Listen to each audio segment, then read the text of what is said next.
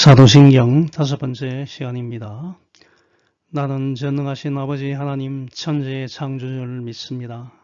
나는 그의 유일하신 아들 우리 주 예수 그리스도를 믿습니다. 그는 성령으로 잉태되어 동정녀 마리아에게서 나시고 본디오 빌라도에게 고난을 받아 십자가에 못 박혀 죽으시고 장사된 지 사흘 만에 죽은 자 가운데서 다시 살아나셨으며 하늘에 오르시어 전능하신 아버지 하나님 우편에 앉아 계시다가 거기로부터 살아있는 자와 죽은 자를 심판하러 오십니다. 나는 성령을 믿으며 거룩한 공교회와 성도의 교제와 죄를 용서받는 것과 몸의 부활과 영생을 믿습니다. 아멘.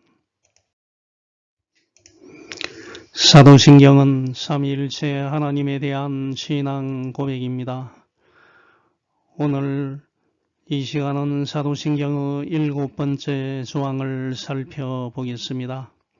사도신경의 7번째 조항인 거기로부터 살아있는 자와 죽은 자를 심판하러 오십니다 라고 고백할 때 우리는 성자 하나님께서 지금 성부 하나님의 우편에 앉아 계심을 기억하고 장차 성자 하나님께서 이 땅에 다시 오실 것을 소망하고 기대하며 기다려야 합니다.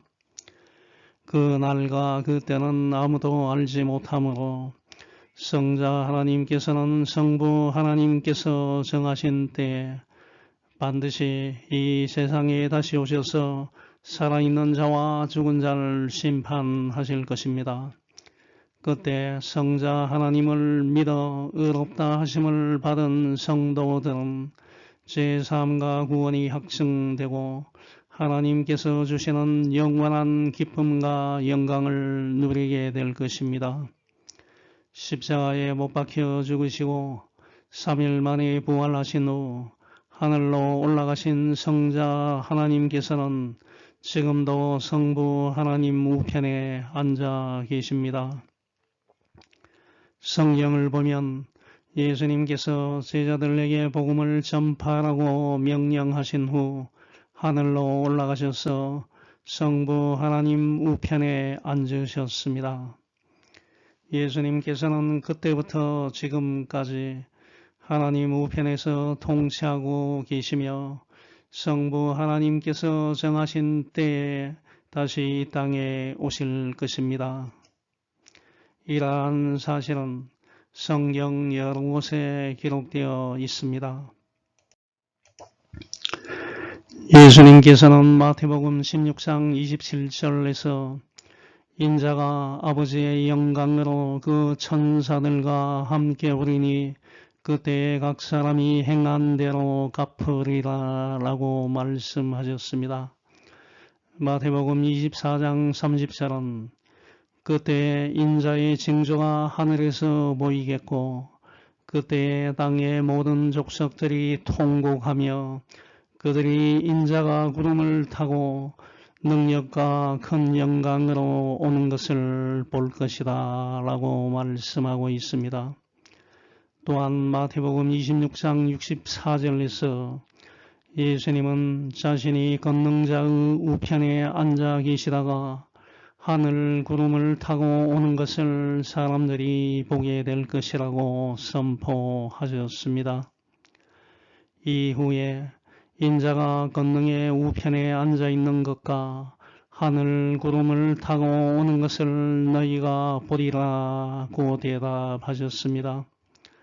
사도행전 1장 11절에서는 천사들이 하늘로 올려지신 예수님께서 올라가신 그대로 다시 오실 것이라고 증언하고 있습니다. 갈릴리 사람들아 어찌하여 서서 하늘을 쳐다보느냐. 너희 가운데서 하늘로 올려지신 이 예수는 하늘로 가심을 본 그대로 오시리라고 기록하고 있습니다. 데살로니가전서 1장 10절과 4장 16절은 예수님께서 하늘로부터 강림하실 것을 가르쳐 주고 있습니다. 1장 10절은 또 죽은 자들 가운데서 다시 살리신 그의 아들이 하늘로부터 강림하실 것을 너희가 어떻게 기다리는지를 말하니 이는 장래의 노하심에서 우리를 건지시는 예수시니라 라고 기록하고 있습니다. 4장 16절은 주께서 호령과 천사장의 소리와 하나님의 나팔 소리로 친히 하늘로부터 강림하시리니 그리스도 안에서 죽은 자들이 먼저 일어난다라고 말씀하고 있습니다. 또한 데살로니가 후서 1장 7절과 1장 10절은 예수님께서 능력의 천사들과 함께 나타나셔서 영광을 받으실 것을 선포하고 있습니다.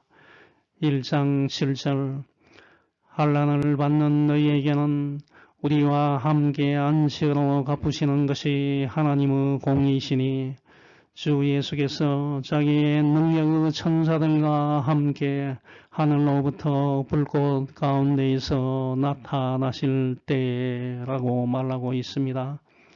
1장 10절은 그 날에 그가 강림하사 그의 성도들에게서 영광을 받으시고 모든 믿는 자들에게서 놀랍게 여김을 얻으시리니 이는 우리의 증거가 너희에게 믿어졌음이라 라고 기록하고 있습니다. 또한 야고보서 5장 7, 8처럼 성도들에게 주의 강림을 기다리고 인내하며 마음을 굳게 하라고 권면하고 있습니다. 그러므로 형제들아 주께서 강림하시기까지 길이 참으라. 보라 농부와 땅에서 나는 귀한 열매를 바라고 길이 참아 이른 비와 늦은 비를 기다리나니 너희도 길이 참고 마음을 굳건하게 하라. 주의 강림이 가까우니라 라고 말씀하고 있습니다. 요한계시록 1장 7절은 예수님께서 구름을 타고 다시 오실 것을 선언하고 있습니다. 볼지어다 그가 구름을 타고 오시리라. 각 사람의 눈이 그를 보겠고 그를 찌른 자들도 볼 것이요 땅에 있는 모든 족속이 그로 말미암아 애곡하리니 그러하리라. 아멘 이라고 기록하고 있습니다. 요한계시록 22장 20절은 내가 진실로 속히 오리라는 주님의 약속과 아멘 주 예수여 오시옵소서 아멘 이르쿠 키리에 예수 아람어로는 마라나타입니다. 초대교회 성도들은 박해 가운데서도 마라나타 즉 우리 주여 오시옵소서라고 고백하며 주님의 재림을 소망하였습니다. 이와 같이 아멘 주 예수여 오시옵소서 마라나타 라는 성도의 소망을 기록하고 있습니다. 그러므로 우리는 사도신경의 고백대로 예수 그리스도께서 다시 오셔서 살아있는 자와 죽은 자를 심판하실 것을 믿습니다. 성도는 그 날을 두려워하지 않고 구원을 완성하실 예수님을 소망 가운데 바라보며 다시 오실 주님을 바라보아야 합니다. 예수님께서 이 세상에 다시 오심을 재림 세컨드 커밍이라고 합니다. 반면에 예수님께서 동정녀 마리아에게서 성령으로 잉태되어 이 세상에 오신 것은 처음 오심, 즉 초림이라고 부릅니다.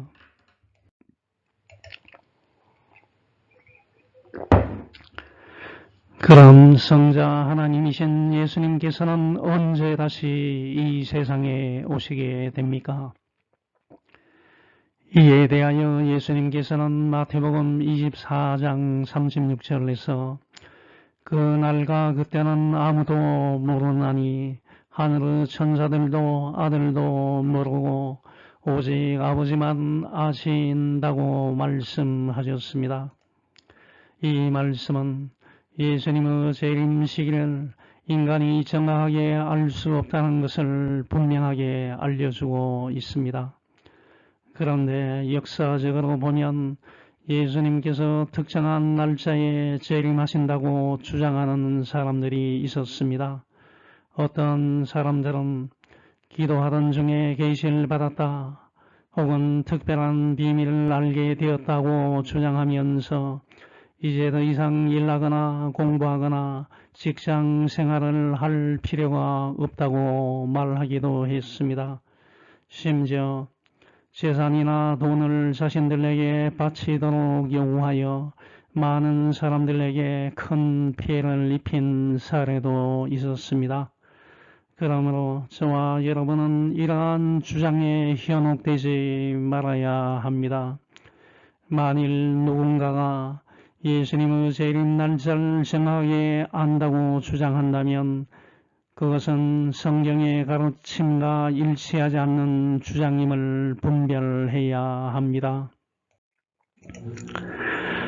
그리스도인은 재림의 날짜를 계산하는 데 관심을 두기보다 언제 주님이 오시더라도 믿음 안에서 깨어 준비된 삶을 사는 것이 중요합니다. 예수님께서도 마태복음 24장 42절에서 그러므로 깨어 있으라 어느 날에 너희 주가 임할는지 너희가 알지 못함이라고 말씀하셨습니다. 그러므로 재림의 때를 아는 것이 중요한 것이 아닙니다. 언제 오시더라도 주님을 맞이할 준비가 되어 있는 삶이 중요한 것입니다. 그럼 예수님께서 다시 이 세상에 오시는 재림의 시기를 성부 하나님께서는 왜 알려주지 않으셨습니까? 왜 재림의 시기를 감추셨습니까? 이에 대해서는 두 가지로 생각해 볼 수 있습니다.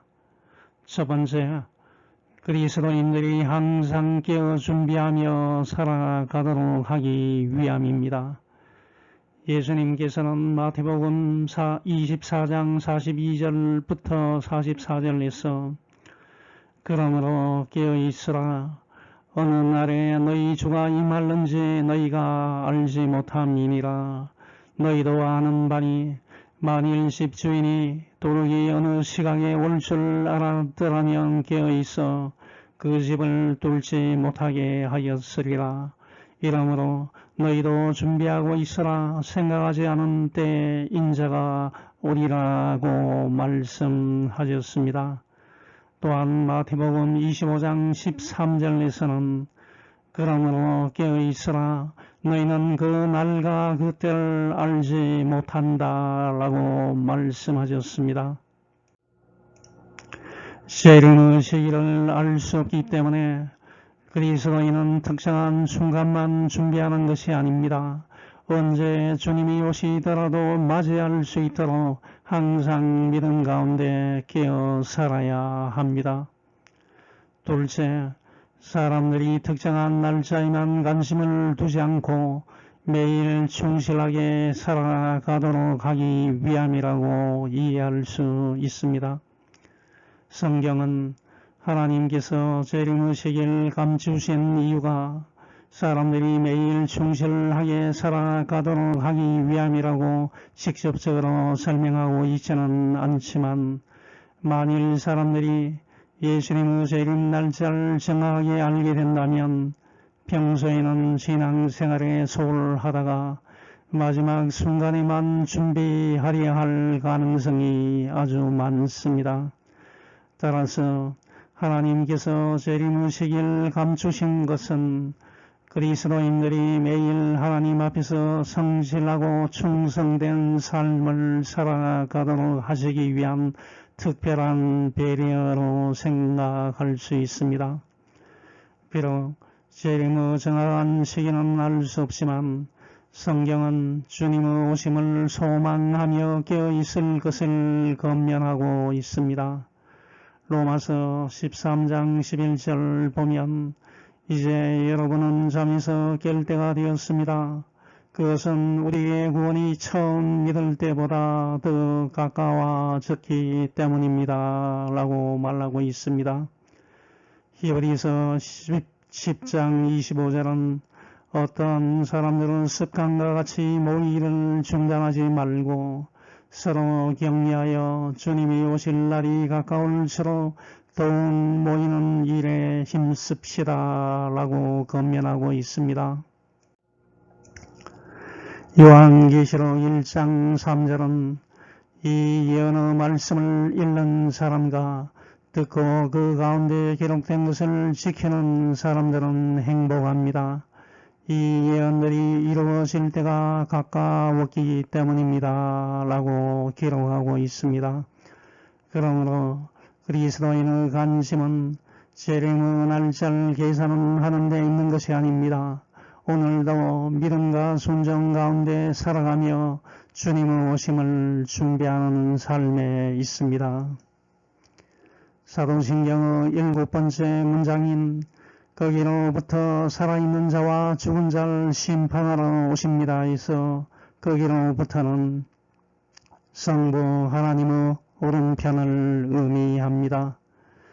그렇다면 성자 하나님이신 예수님께서는 어떤 방식으로 이 세상에 다시 오십니까?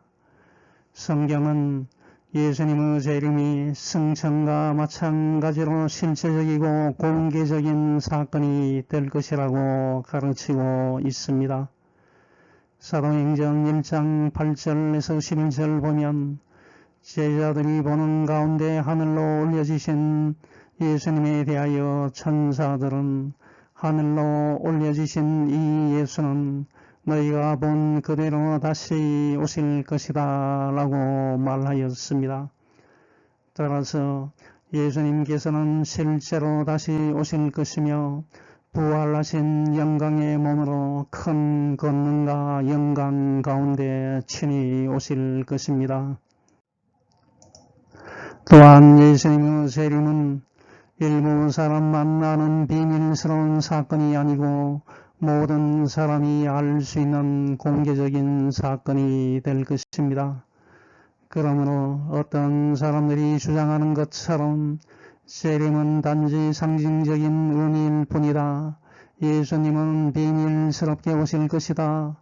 예수님은 영적으로만 오실 것이다.와 같은 견해는 사도행전 1장 11절 비롯한 성경의 재림에 관한 가르침과 일치하지 않습니다. 사도신경이 고백하듯이 승천하신 예수 그리스도께서는 장차 다시 오셔서 살아있는 자와 죽은 자를 심판하실 것입니다. 그러므로 그리스도인들은 재림을 막연한 상징으로 여기지 말고 반드시 이루어질 하나님의 약속으로 믿고 준비하며 살아가야 합니다. 그럼 성부 하나님의 오른편에 앉아 계시는 성자 하나님께서는 왜 이 세상에 다시 오십니까? 예수님께서 다시 오시는 목적은 살아있는 자와 죽은 자를 심판하시기 위함입니다. 성경은 예수님께서 살아있는 자와 죽은 자를 심판하실 분이심을 여러 곳에서 가르치고 있습니다. 사도행전 10장 42절 하나님이 살아있는 자와 죽은 자의 재판장으로 정하신 자가 곧 이 사람인 것을 증언하게 하셨다라고 말씀합니다. 디모데후서 4장 1절 하나님 앞과 살아있는 자와 죽은 자를 심판하실 그리스도 앞에서라고 기록하고 있습니다. 히브리서 10장 30절 원수 갚는 것이 내게 있으니 내가 갚으리라 하시고 또다시 주께서 그의 백성을 심판하리라 말씀하신 것을 우리가 안다라고 말하고 있습니다. 베드로전서 4장 5절 그들이 산자와 죽은 자를 심판하기로 예비하신 이에게 사실대로 고할 것이다 라고 말합니다. 또한 요한계시록 20장 12절은 최후 심판의 장면을 보여줍니다. 또 내가 보니 죽은 자들이 큰 자나 작은 자나 그 보좌 앞에 서 있는데 책들이 펴있고 또 다른 책이 펴졌으니 곧 생명책이라. 죽은 자들이 자기 행위를 따라 책들에 기록된 대로 심판을 받으니라고 기록하고 있습니다. 이처럼 성경은 예수 그리스도께서 장차 다시 오셔서 살아있는 자와 죽은 자를 공의롭게 심판하실 분이심을 분명하게 가르치고 있습니다. 그렇다면 여기서 말하는 살아있는 자와 죽은 자는 누굴 의미합니까? 이것은 예수님께서 재림하실 때 살아있는 사람들과 이미 죽은 사람들 모두 가리키는 표현입니다. 즉 모든 인류를 가리킵니다. 예수님께서는 재림하실 때 살아있는 사람들 뿐만 아니라 이미 죽은 사람들까지 모두 심판하실 것입니다. 요한계시록 20장 13절 바다가 그 가운데에서 죽은 자를 내주고 또 사망과 음부도 그 가운데에서 죽은 자를 내주매 각 사람이 자기의 행위대로 심판을 받았다라고 기록하고 있습니다. 또한 예수님께서는 재림하실 때 모든 사람을 의인과 악인으로 구별하실 것입니다. 마태복음 25장 31절에서 33절은 인자가 자기 영광으로 모든 천사와 함께 올 때 자기 영광의 보좌에 앉으리니 모든 민족을 그 앞에 모으고 각각 구분하길 목사가 양과 염소를 구분하는 것 같이 하여 양은 그 오른편에 염소는 왼편에 두리라고 말씀하고 있습니다. 성자 하나님께서는 부활하신 영광의 몸으로 제자들이 보는 가운데 하늘로 올라가셨고 구름이 성자 하나님을 가렸으며 영광 가운데 승천하셨습니다.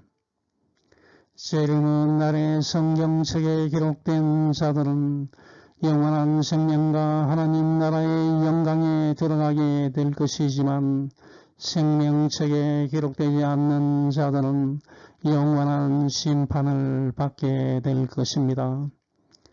요한계시록 20장 15절은 누구든지 생명책에 기록되지 못한 자는 불못에 던져지더라고 말하고 있습니다. 그러므로 사도신경이 고백하는 산자와 죽은 자를 심판하러 오십니다 라는 말씀은 모든 사람이 반드시 예수 그리스도의 심판대 앞에 서게 될 것을 의미합니다.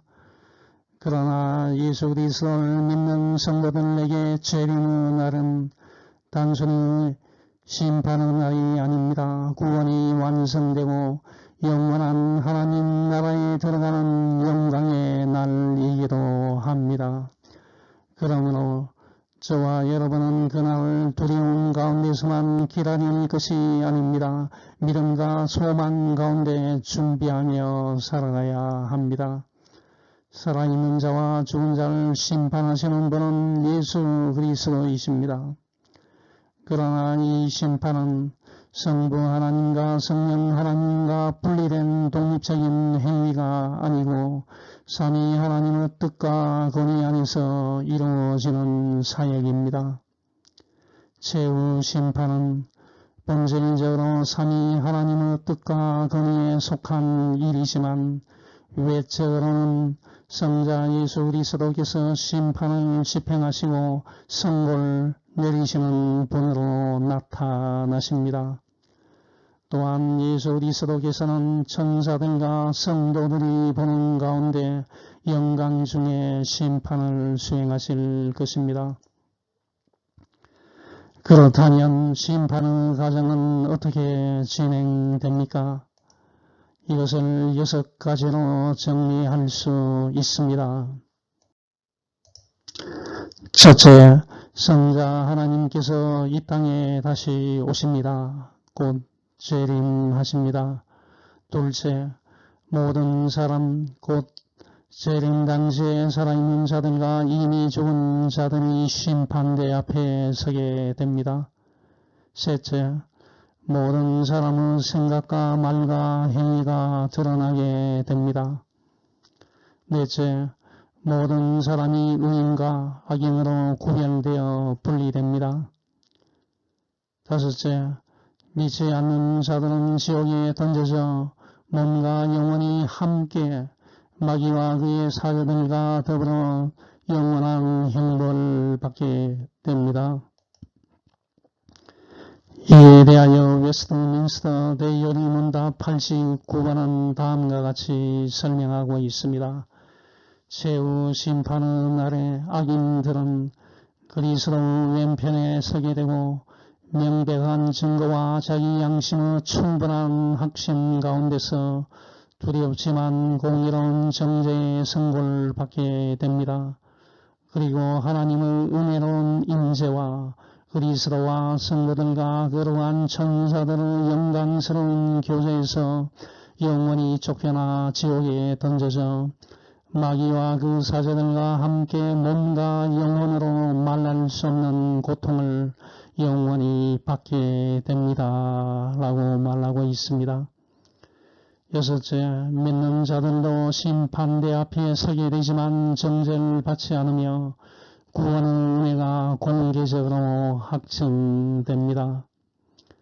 의인들은 구름 속으로 끌어올려져 그리스도를 영접하고 예수 그리스도의 오른편에 세워집니다. 그곳에서 공개적으로 의롭다 인정받고 무죄 선언을 받으며 그리스도와 함께 악한 영들과 악인들 심판하는 일에 참여하게 됩니다. 이후 그들은 천국으로 영접되어 모든 죄와 고통과 비참함에서 영원히 해방됩니다. 또한 셀 수 없이 많은 성도들과 거룩한 천사들의 교제 가운데 가게 되며 성부 하나님과 성자 예수 그리스도와 성령 하나님을 직접 뵙고 영원토록 누리게 됩니다. 이에 대하여 웨스트민스터 대의원이 문답 90문은 다음과 같이 말하고 있습니다. 최후 심판의 날에 의인들은 구름 속으로 끌어올려져 그리스도를 영접하게 되고 그분의 오른편에 서게 되며 공개적으로 인정받고 무죄 선언을 받게 됩니다. 또한 버림받은 천사들과 악인들을 심판하는 일에 그리스도와 함께 참여하게 되며 천국으로 영접됩니다. 거기서 그들은 모든 죄와 비참함으로부터 완전히 그리고 영원히 해방되고 말로 닿을 수 없는 기쁨으로 충만하게 되며 몸과 영혼이 완전히 거룩하고 행복하게 됩니다. 또한 무수한 성도들과 거룩한 천사들의 교제 가운데 있게 되며 무엇보다도 성부 하나님과 우리 주 예수 그리스도와 성령 하나님을 영원토록 직접 뵙고 누리게 됩니다. 이것이 곧 보이지 않는 교회의 성도들이 부활과 최후 심판의 날에 그리스도와 함께 누리게 될 완전하고 충만한 영광의 교제입니다. 라고 말하고 있습니다. 그러므로 성도들에게 재림의 날은 정죄의 심판을 받는 날이 아닙니다. 구원이 완성되고 예수 그리스도와 영원히 함께하는 영광과 기쁨의 날이 되는 것입니다. 성자 하나님께서 다시 이 세상에 오시는 재림은 예수 그리스도를 믿는 사람들에게는 영광과 위로의 날이지만 믿지 않는 사람들에게는 심판과 두려움의 날이 됩니다. 사이비 집단 가운데 일부는 자신들이 비밀스럽게 재림한 예수라고 주장하지만 이것은 성경이 말하는 재림과 분명히 다릅니다. 성경은 예수 그리스도의 재림이 모든 사람이 알 수 있는 공개적이고 영광스러운 사건이며 동시에 살아있는 자와 죽은 자를 심판하시는 사건임을 가르치고 있습니다. 따라서 이러한 사이비 집단의 주장들은 성경의 재림 교훈과 일치하지 않습니다. 그러므로 성도들은 이러한 주장에 현혹되어서는 안 됩니다. 그리스도인은 예수 그리스도 안에서 새 생명을 얻은 사람들입니다. 히브리서 2장 11절 거룩하게 하시는 이와 거룩하게 함을 입은 자들이 다 한 근원에서 난지라 라고 말씀하며 그리스도와 성도들의 연합을 보여줍니다. 또한 그리스도인은 예수 그리스도 안에서 함께 상속자이며 한 몸의 지체이며 약속에 참여하는 자들입니다. 에베소서 3장 6절 이방인들이 복음으로 말미암아 그리스도 예수 안에서 함께 상속자가 되고 함께 지체가 되고 함께 약속에 참여하는 자가 됨이라 라고 말씀하고 있습니다. 그리스도인은 예수님과 함께 고난을 받는 자입니다. 로마서 8장 17절 자녀이면 또한 상속자 곧 하나님의 상속자요 그리스도와 함께한 상속자니 우리가 그와 함께 영광을 받기 위하여 고난도 함께 받아야 할 것이니라 고 말하고 있습니다. 그리스도인은 예수님과 함께 살리심을 받고 함께 일으켜 세워졌으며 함께 하늘에 앉히심을 받은 자들입니다. 에베소서 2장 5, 6절은 허물로 죽은 우리를 그리스도와 함께 살리셨고 너희는 은혜로 구원을 받은 것이라 또 함께 일으키사 그리스도 예수 안에서 함께 하늘에 앉히시니 라고 말씀합니다. 그리고 마지막 날에 그리스도인은 예수님과 함께 영광 가운데 나타나게 됩니다. 골로새서 3장 4절 우리 생명이신 그리스도께서 나타날 그때에 너희도 그와 함께 영광 중에 나타날 것이라고 말씀합니다. 그러므로 저와 여러분은 재림을 두려움과 혼란의 대상으로 여기지 말고 반드시 이루어질 하나님의 약속으로 믿으며 예수 그리스도 안에서 신실하고 담대하게 살아가야 합니다. 이제 결론을 맺습니다. 사도신경의 7번째 조항인 거기로부터 살아있는 자와 죽은 자를 심판하러 오십니다. 라는 말씀은 예수 그리스도께서 반드시 다시 오셔서 모든 사람들을 심판하실 것이라는 분명한 신앙 고백입니다. 그날에는 어느 누구도 예외가 없으며 살아있는 자와 이미 죽은 자 모두가 그리스도 앞에 서게 됩니다. 예수 그리스도께서는 모든 사람의 삶을 공의롭게 심판하시고 의인과 악인을 분명히 구별하실 것입니다. 예수님의 재림과 최후 심판은 불확실한 미래가 아니라 반드시 이루어질 하나님의 약속입니다. 이것은 믿지 않는 자들에게는 두려움의 날이지만 믿는 자들에게는 구원이 완성되는 영광과 소망의 날이 됩니다. 그러므로 우리는 세상의 기준이 아니라 하나님의 기준에 따라 살아가야 합니다. 언제 주님이 다시 오실지라도 기쁨으로 맞이할 수 있도록 늘 믿음과 순종 가운데 깨어 준비하는 삶을 살아가는 여러분이 되시길 축원합니다. 아멘. 하늘에 계신 하나님 아버지 감사합니다. 6월 14일 둘째 주일을 맞이했습니다. 항상 미래지향적이고 긍정적인 사고방식을 가지고 하나님과 이웃을 사랑하며 생활하게 해 주시옵소서. 사도신경의 7번째 조항인 거기로부터 살아있는 자와 죽은 자를 심판하러 오십니다를 고백하면서 승천하신 예수님께서 장차 이 세상에 다시 오셔서 살아있는 자와 죽은 자를 심판하신다는 것을 분명히 믿고 믿음과 순종 가운데서 끼어 준비하는 삶을 살 수 있도록 성령님께서 인도해 주시옵소서. 예수님의 이름으로 기도합니다. 아멘.